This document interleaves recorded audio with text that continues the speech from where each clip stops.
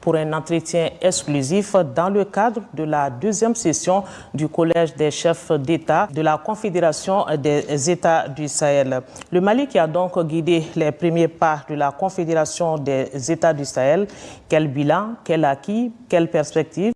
Un des présidents même de ces pays africains qui avaient décidé d'agresser le Niger m'avait appelé pour nous dissuader de ne pas s'interférer dans cette situation. Et en son temps, il m'a demandé si toutefois on était au sérieux. Et je lui ai répondu si nous ne sommes pas au sérieux et tenter d'agresser le Niger, et vous allez voir la suite.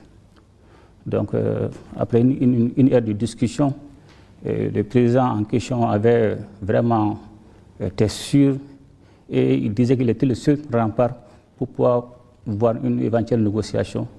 Mais il disait que la décision d'agresser le Niger était déjà validée. Donc c'est pour vous montrer jusqu'à quel point cette menace était réelle. Ensuite, il a essayé de m'expliquer que la situation du Niger était différente de la situation du Mali et du Burkina. Selon son terme, s'il laissait le président Bassoum en son temps, ça serait le tour de qui après? Bon, j'ai répondu simplement, si nous aussi on vous laisse agresser le Niger, ça serait le tour de qui après? Donc c'était de bonnes guerres. Donc finalement, je pense qu'il est revenu à la raison quand il a vu qu'on était réellement décidé à défendre le Niger. Donc c'est pour vous dire que cette menace était réelle et pour vraiment formaliser notre union, donner un caractère juridique légitime à notre union pour défendre le Niger, nous avons décidé et signé à l'unanimité et de façon simultanée la charte de Liptako-Gourma pour instituer l'Alliance des États du Sahel.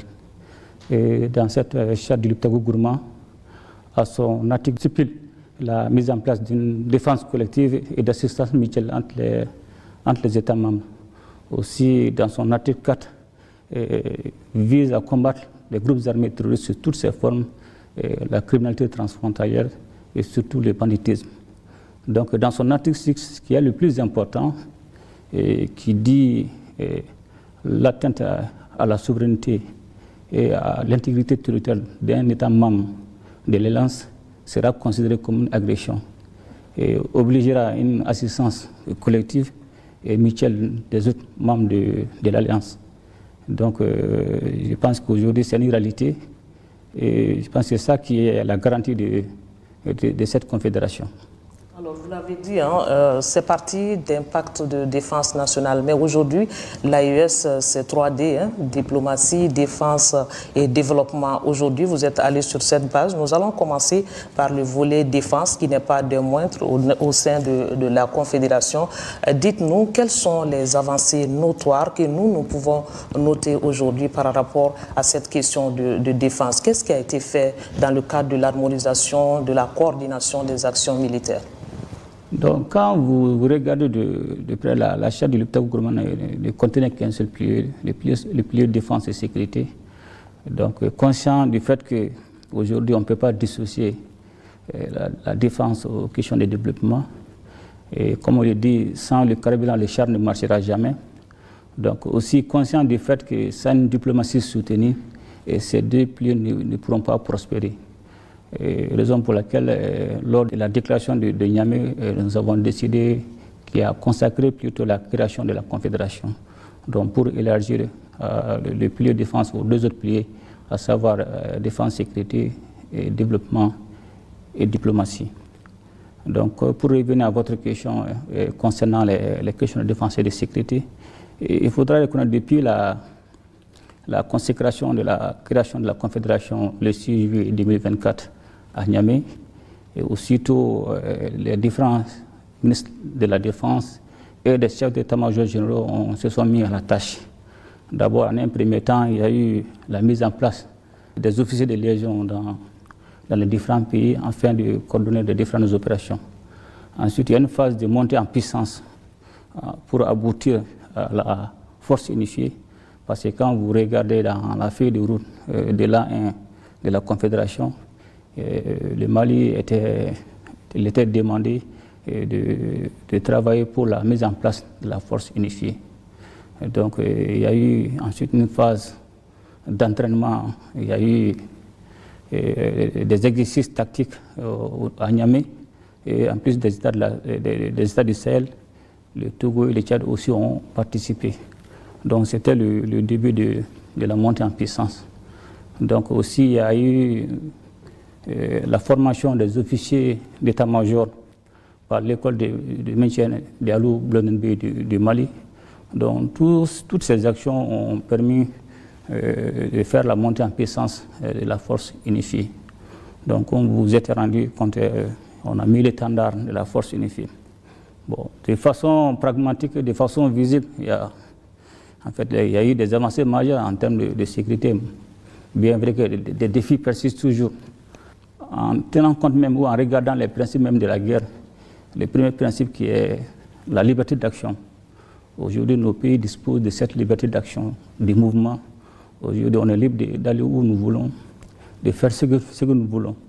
Donc ça, ce n'était pas du tout possible dans les années passées. Donc quand vous regardez aussi, depuis 2023, il y a eu plusieurs opérations conjointes contre ces groupes armés terroristes, dont les plus récents sont IRECO 1 et IRECO 2. Donc ces opérations nous ont permis effectivement de neutraliser plusieurs groupes terroristes, et surtout des leaders, ce qui n'a pas été possible à travers certains pays étrangers ou certains pays de puissance qui avaient même mis la tête de ces chefs terroristes en termes de prix. Donc aujourd'hui, force est de reconnaître que l'Est aujourd'hui est parvenu à changer cette dynamique, non seulement à neutraliser des centaines de terroristes et détruire plusieurs sanctuaires terroristes. Donc aujourd'hui, cela nous a permis de pacifier un peu la zone. Donc quand vous regardez aussi en termes d'autonomie stratégique, nos pays ont beaucoup souffert du fait qu'on n'avait pas cette liberté, cette possibilité d'acheter aisément les équipements parce que c'était sous-traité par des pays qui instrumentalisaient ce secteur pour pouvoir nous influencer. Mais il faudra vraiment force et de reconnaître aujourd'hui, facilement avec des partenaires sincères, nous parvenons à nous équiper et à mener nos opérations de jour comme de nuit, et en ayant toujours l'initiative. C'est-à-dire nous pouvons attaquer l'ennemi avant que ce dernier ne déclenche les hostilités. Donc tous ces facteurs n'étaient pas du tout possibles, mais Dieu merci, aujourd'hui, c'est vrai, les défis persistent parce qu'aujourd'hui, quand vous regardez, nous ne sommes plus dans la phase traditionnelle de combat contre le groupe armé terroriste. Maintenant, c'est la phase géopolitique. Parce que quand vous regardez l'environnement, le fait que les modes opératoires de ces groupes armés terroristes changent en longueur de journée, et cela veut dire qu'il y a tout un arsenal derrière qui développe la stratégie, qui oriente les cibles en fonction des enjeux géopolitiques. Certains partenaires mécontents qui ont été aujourd'hui chassés de nos territoires, et sachant bien que c'est une question de survie, parce que non seulement ils ont perdu leur position en termes de géopolitique, en termes d'influence, aussi ils ont perdu en termes de ressources dont ils ne vont jamais nous laisser tranquilles et forcément vont essayer de nous créer des problèmes. Mais de façon globale, je pense qu'aujourd'hui la Confédération AES a marqué beaucoup de points en termes de défense et sécurité. Non seulement nous avons la liberté d'action, nous avons l'initiative, et aujourd'hui la force unifiée est déjà opérationnelle. Et elle va prendre le relais. C'est-à-dire depuis 2023, ces opérations étaient déjà en cours, mais il fallait mettre une organisation plus simple, plus adaptée, pour que les différents ministres de la Défense et les chefs d'état-major généraux puissent se reposer un peu. Donc cette force unifiée, c'est la nouvelle dynamique pour continuer le combat contre le groupe armé terroriste. À vous entendre, Monsieur le Président, on est rassuré que la stratégie AES va s'adapter aux réalités du terrain. Exactement, c'est militaire en réalité. L'ennemi, c'est un jeu de cache-cache. L'ennemi va aussi faire la lecture de tout ce qu'on est en train de planifier. Donc on va changer de mode opératoire en fonction des enjeux ou des objectifs à atteindre. Donc comme nous aussi, on va pouvoir développer des modes opératoires pour les contrer. Mais c'est de bonnes guerres, c'est que sur le certain, nous devons nous préparer vraiment à développer encore des stratégies et surtout anticiper. Le problème, c'est l'anticipation. Si nous parvenons à anticiper, nous allons pouvoir les neutraliser à temps et puis la peur va changer de camp. Mais si toutefois, ce sont ces groupes armés qui ont l'initiative, non seulement ça va perturber notre dispositif, ça va créer plus de peur au sein de nos populations. Donc moi je suis rassuré que nos populations n'étaient pas habituées à avoir certaines tensions dont les gens ne pensaient pas aujourd'hui s'attaquer à des citernes. Les gens n'ont jamais imaginé que cela pouvait arriver parce que les cibles qui étaient choisies, soit c'était des objectifs militaires. Mais aujourd'hui, compte tenu du fait qu'ils sont en perte de vitesse et qu'effectivement ces trous sont réellement harcelés. La donne a changé. La donne a changé. Donc forcément, ils vont vouloir jouer sur le maillon faible, qui est la population qui a les ressources stratégiques. Donc je pense que l'espoir est permis. Alors, Excellence, vous avez parlé tout à l'heure de partenariat et aujourd'hui, c'est vraiment une évidence. La Confédération des États du Sahel a renforcé sa coopération militaire. Dites-nous un peu sur cette coopération. Donc, concernant la coopération militaire de l'Alliance des États du Sahel, avec certains partenaires sincères comme la Fédération de la Russie, la Turquie, la Chine, c'est une réalité. C'est des coopérations pragmatiques, c'est des coopérations de sincérité et surtout d'efficacité. Dans un partenaire, le plus important d'abord, c'est le respect mutuel. La façon dont chacun se regarde, la façon dont les uns et les autres sont traités et la façon dont chacun essaie de préserver ses intérêts. Donc je pense que le plus important aujourd'hui avec ces trois États, il y a d'autres partenaires, mais les plus stratégiques, ce sont ces trois États que je viens de citer. Vraiment, ces pays, il faudra les reconnaître, nous ont aidés dans les moments difficiles. Les moments où certains pays nous ont abandonnés et aussi étaient dans toujours cette dynamique de nous déstabiliser. Quand nous avons demandé l'appui de ces pays, effectivement, ils nous ont aidés. Ils nous ont aidés. Quand vous regardez aujourd'hui certains matériels dont nous disposons des équipements militaires, comme j'ai dit, vous avez tantôt avoir de l'argent, ce n'était pas du tout évident. C'est pas du tout évident. Et aujourd'hui, Dieu merci, nous sommes parvenus à nous procurer de ces matériels. Aussi, quand vous regardez souvent l'acquisition des matériels, souvent c'est des années. C'est des années de planification, souvent 2 ans, 3 ans. Mais dans l'urgence, dès que nous avons tout le temps parlé à ces présidents, ils ont très vite donné les instructions à leur gouvernement pour que nous puissions vraiment accéder.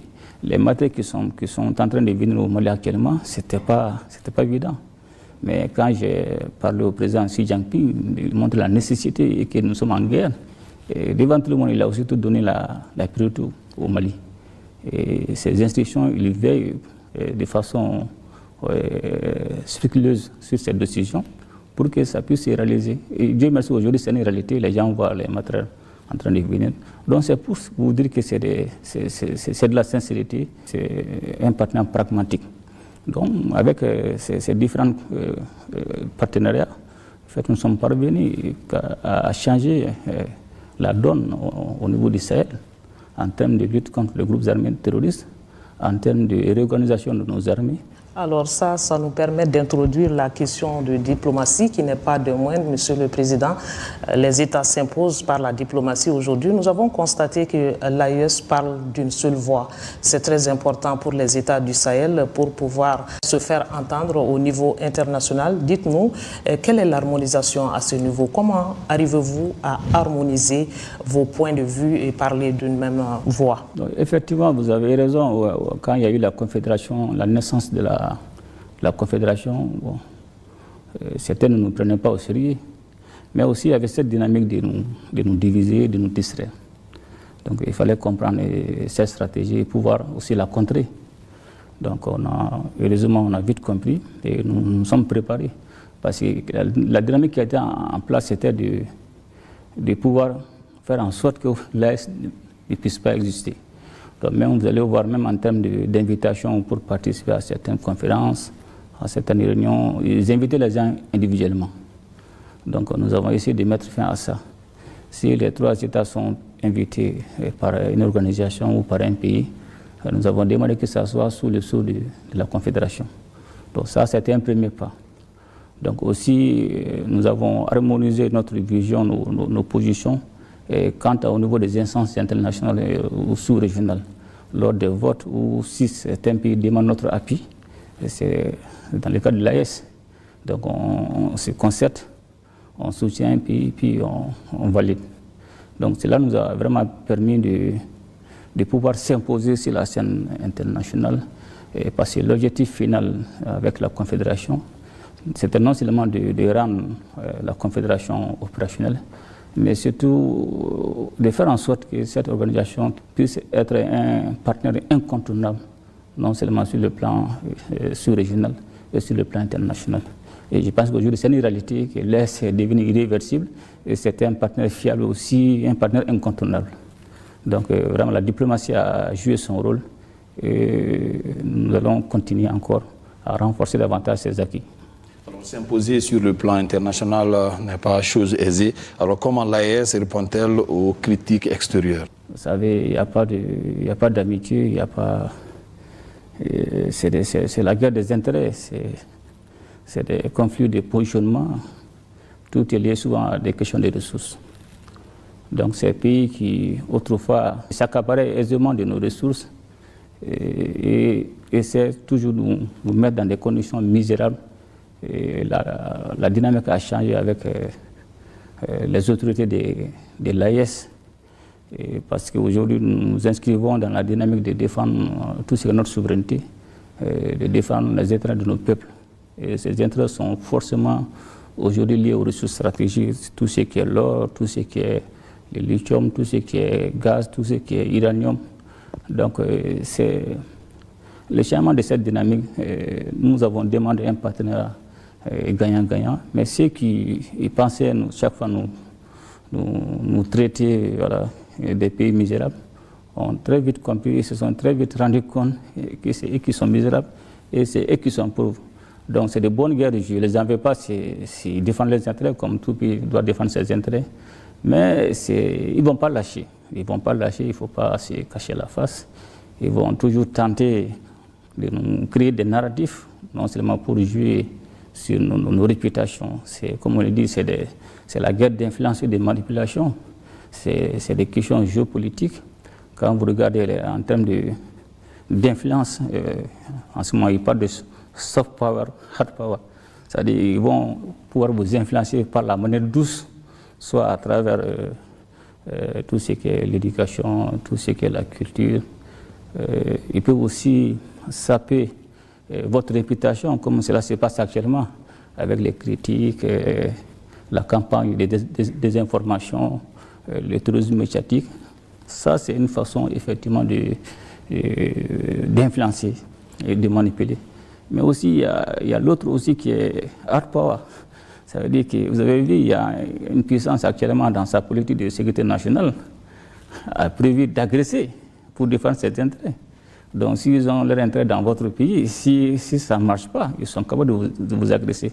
C'est pour vous dire qu'en termes de défense d'intérêt, il n'y a pas d'état d'âme. Donc, ces critiques, nous devons les comprendre et non seulement faire face, et pour que nous, le plus important, ce sont nos populations.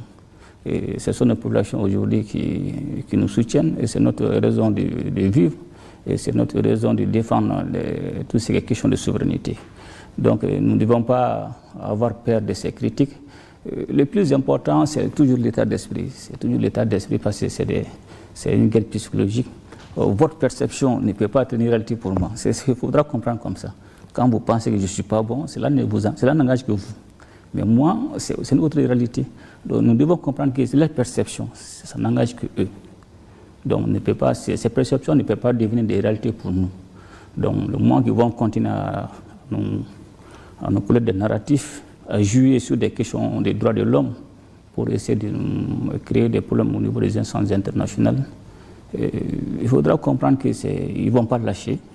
Et tous ceux qui ont accepté leur dictat, ils ont un système tellement bien fait, même si la personne est sale, dès que vous acceptez, surtout ils vous lavent, ils vous mettent du parfum, et vous dites qu'il est bon, c'est l'homme qu'il faudra fréquenter.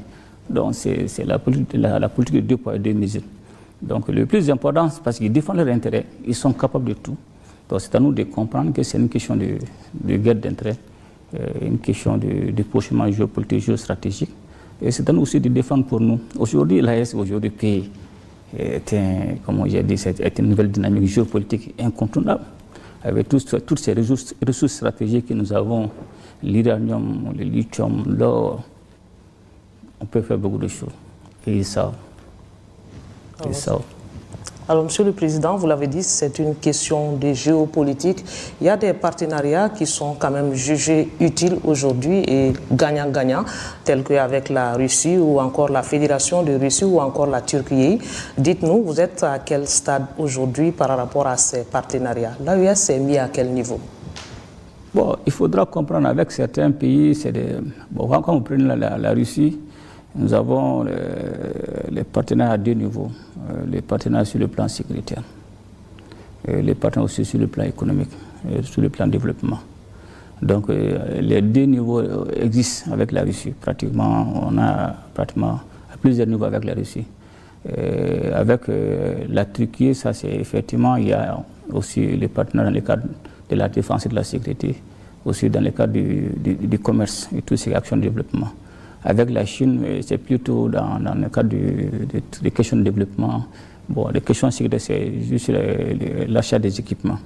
Donc aujourd'hui, on a ces différents niveaux de partenariat, tantôt sur le plan sécuritaire, tantôt sur le plan économique et aussi sur le plan de développement. Quand vous regardez avec la Russie ou la Chine, nous avons des projets, par exemple, concernant la Russie, il y a la construction de l'usine d'affinage qui est en cours. Il y a aussi la construction de la centrale solaire de Sanangoroba aussi qui est en cours. Ensuite, il y a d'autres projets de construction de barrages. Donc, avec la Chine aussi, on a la centrale solaire de Safo, Safo 1, Safo 2. Aussi, on a en cours aussi un autre projet de construction de centrale solaire à Koulikoro. Donc, tous ces projets nous permettent aujourd'hui vraiment de coopérer et de renforcer davantage nos partenaires avec ces pays. C'est des questions de gagnant-gagnant. On est contre personne, l'AES n'est contre personne, mais nous défendons nos intérêts comme tout pays sérieux ou toute organisation sérieuse doit défendre ses propres intérêts. Donc ces partenaires sont en train d'évoluer en fonction de nos intérêts. D'accord, et ce qui nous permet d'introduire le volet développement qui n'est pas des moindres. Tout ce dont vous venez de parler, tout cela concourt au développement. Dites-nous, quels sont les acquis économiques aujourd'hui que nous pouvons noter sous votre présidence de l'AES?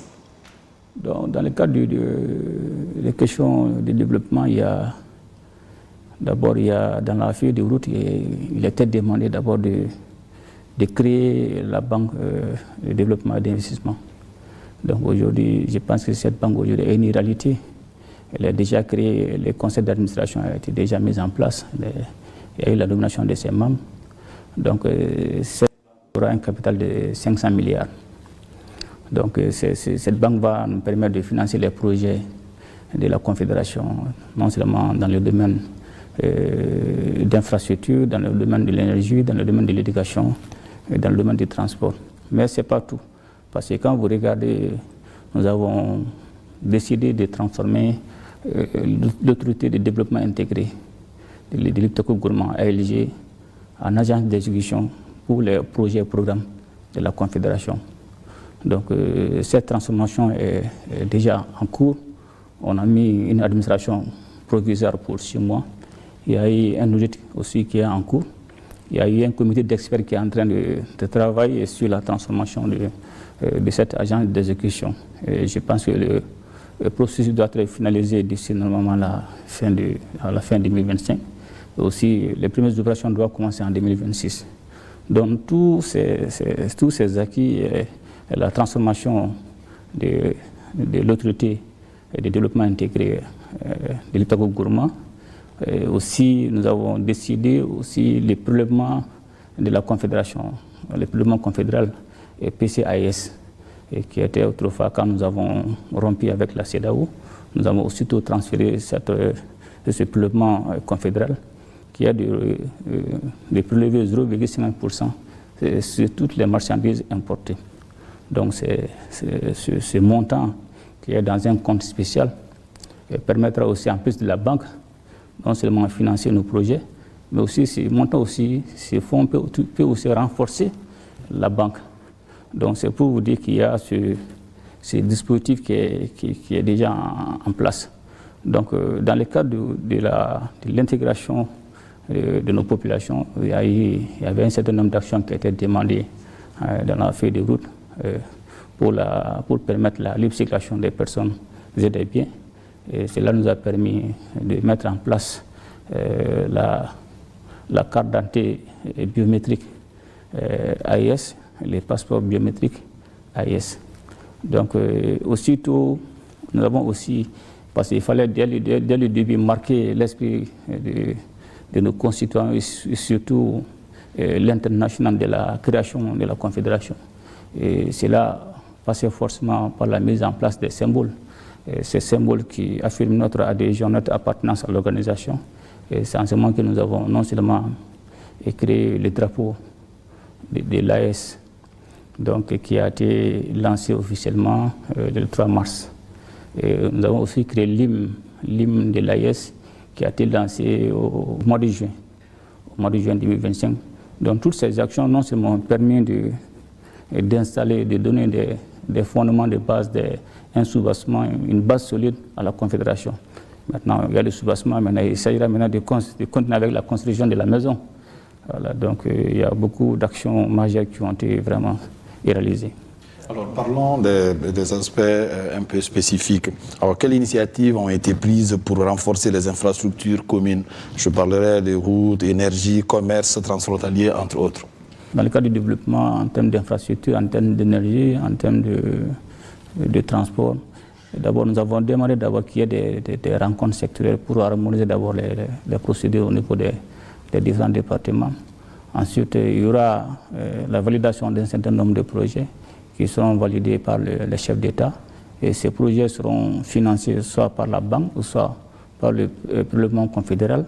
Et ces projets seront exécutés par l'agent d'exécution de la Confédération, qui est la transformation en cours de l'autorité de développement intégré de l'État-Gourmand. Donc il y a plusieurs projets, mais certains projets jusqu'à présent sont en attente, tels que la mise en place de la nouvelle compagnie aérienne, peut-être qui sera pris en compte par le deuxième mandat. Il y a aussi la mise en place du chemin de fer Bamako-Ouaka-Niamey. Donc il y a plusieurs actions, plusieurs projets qui sont en attente. Donc nous avons mis les soubassements, les bases solides. Maintenant, je pense que nous serons plutôt orientés pour le deuxième mandat sur le projet de développement. Toutes ces questions de sécurité, nous avons fait. Il y a eu la force unifiée qui est déjà en place. Et nous avons rendu l'espace AIS transformé en un théâtre unifié, un théâtre unique. Ça veut dire toute violation de l'espace, soit du Burkina, du Mali, du Niger, deviendra la violation de la Confédération. Et que Dieu nous en garde, et tous les pays qui ont des services de renseignement dignes de ce nom savent jusqu'où la Confédération est équipée et les moyens d'agression dont nous disposons pour nous défendre. Et je pense qu'en plus de la lutte contre les groupes armés terroristes, l'Est aujourd'hui a la capacité d'engager un combat, une guerre de haute intensité. Donc, mais cela ne peut pas aller sans que ça soit soutenu par des actions de développement. Voilà, parce que c'est avec les questions de développement, les ressources que nous allons acheter les équipements militaires. Donc, force est de reconnaître que nous allons nous focaliser certainement lors du deuxième mandat à faire plus d'impact en termes de réalisation des projets. Parce que la population ne voit que les réalisations, surtout des projets qui contribuent à leur épanouissement. Monsieur le Président, le volet communication est un volet très important aussi. Pour pouvoir s'imposer aujourd'hui, il faut donner la bonne information. L'AES est dans cette dynamique. Qu'est-ce que nous pouvons noter aujourd'hui comme acquis sous la présidence malienne de l'AES sur le volet communication? Merci. Dans le cadre du volet communication et pour la feuille de route de l'A1, il était prévu de mettre en place un dispositif de communication. D'abord, il devait avoir la réalisation de la télé AS, dont on avait donné la mission au Mali, et la réalisation de la radio AIS au Burkina et la réalisation de la presse écrite au Niger. Donc ces trois États devaient avoir ces différents dispositifs, mais chaque pays aura les démembrements. Par exemple, le siège de la télé sera à Bamako, mais il y aura des démembrements au Burkina et au Niger, et vice-versa. Donc l'objectif de ces dispositifs, non seulement c'est donner la bonne information à nos populations, aussi de contrecarrer cette campagne de désinformation visant non seulement à terroriser nos populations, et surtout à déstabiliser nos États. Je pense qu'aujourd'hui, la télé AS est une réalité. La radio aussi au Burkina est pratiquement terminée. Et il y a eu la nomination du directeur de la télé AS, le coordinateur, avec certains membres. Je pense qu'ils vont vite se mettre à la tâche et pour nous aider non seulement à bien informer nos populations, mais surtout à contrecarrer ce tourisme médiatique soutenu par des sponsors étatiques. Alors, Monsieur le Président, par rapport au volet communication, la Web TV aussi a été créée. Effectivement, la Web TV, la plateforme digitale, était d'abord le premier dispositif mis en place pour soutenir les volets communication. Et aussi, il y a eu la mise en place d'un réseau de communication AIS pour faciliter les communications dans nos différents pays, et les systèmes free roaming. Donc, il y a eu tout un dispositif qui est déjà en place et qui va nous permettre non seulement de faciliter, de donner de bonnes informations, de faciliter la communication dans l'espace AIS. Monsieur le Président, on va finir sur cette question.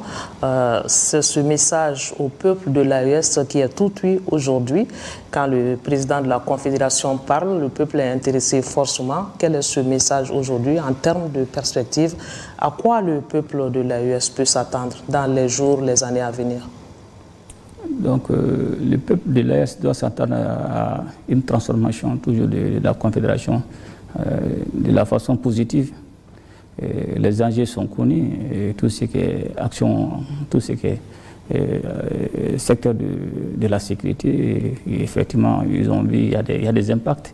Il y a des impacts positifs, il y a de l'amélioration, bien vrai qu'il reste toujours quelques défis. Mais dans le domaine du développement, c'est là-bas que le peuple doit réellement voir.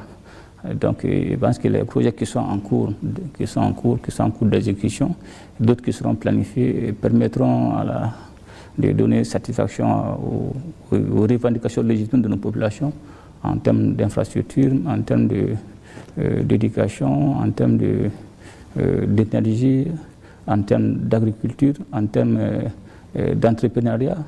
Donc, c'est tous ces domaines.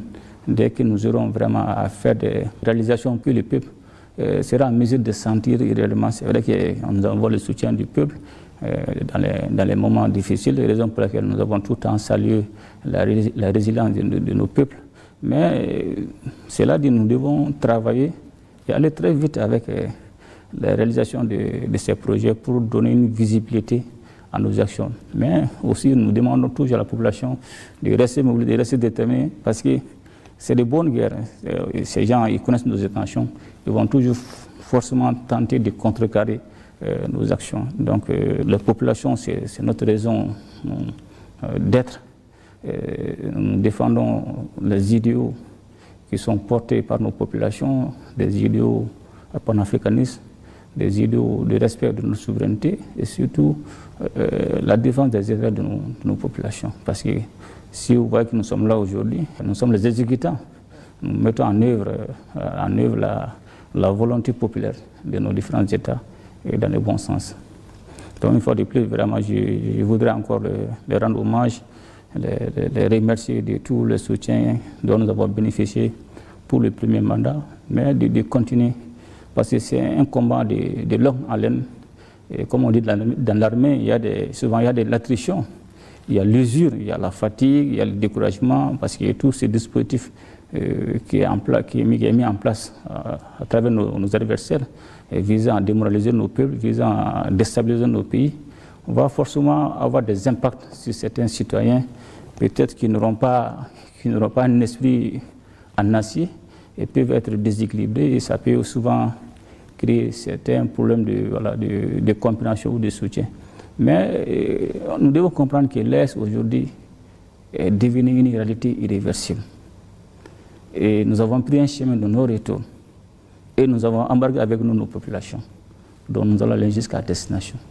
C'est comme quand vous prenez arme, vous tirez, dès que la cartouche sort du bout du canon, la cartouche suit jusqu'à sa destination. Il n'y a pas de lieu de reculer. Donc, raison pour laquelle nous demandons encore de se remobiliser, de s'armer moralement et de continuer le combat jusqu'à la pacification de l'espace AIS et aussi jusqu'à la satisfaction des besoins vitaux de nos populations. Voilà, merci. On le souhaite vivement. Merci, Monsieur le Président, d'avoir répondu à nos questions. Merci.